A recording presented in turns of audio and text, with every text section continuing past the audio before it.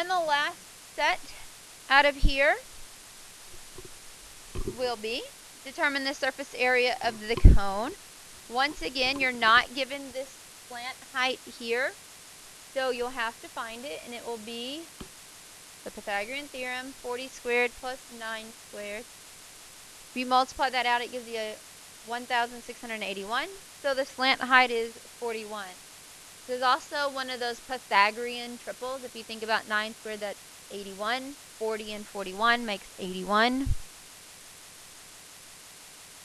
So now I'm going to find the surface area. So this is the base plus the lateral area.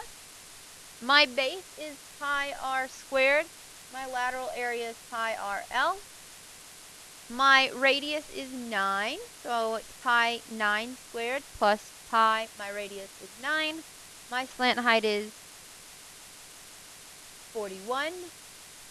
So this gives me 81 pi plus 369 pi.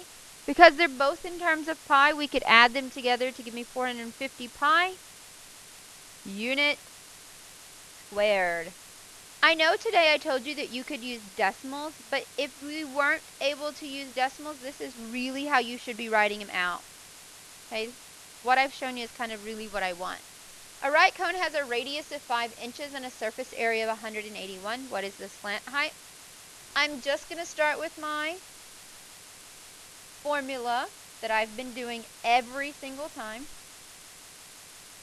I can plug in what I know.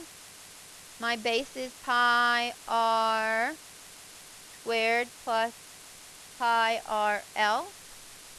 So I can plug some more information in. 5 is my radius. 5 is my radius, and I don't know L.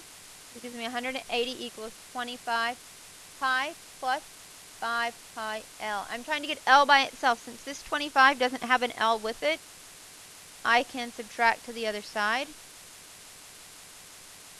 Pi. When I write this, I'm going to write this as 180 minus 25 pi equals 5 pi L. I can't put the 180 and the 25 pi together because one has a pi and the other one doesn't. So then this gives me 180 minus 25 pi is equal to 5 pi L. To get the L by itself, I'm going to divide by 5 pi and divide by 5 pi.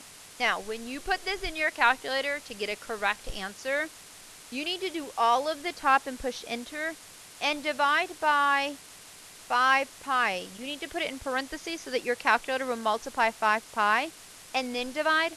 Otherwise, it will divide and then multiply in the order that you've given it in. Your calculator does order of operations for you, so be sure that you tell it in the right order. So the slant height is actually 6.459 inches. Email me if you have any questions or ask me tomorrow when you see me. Thanks. Have a good evening.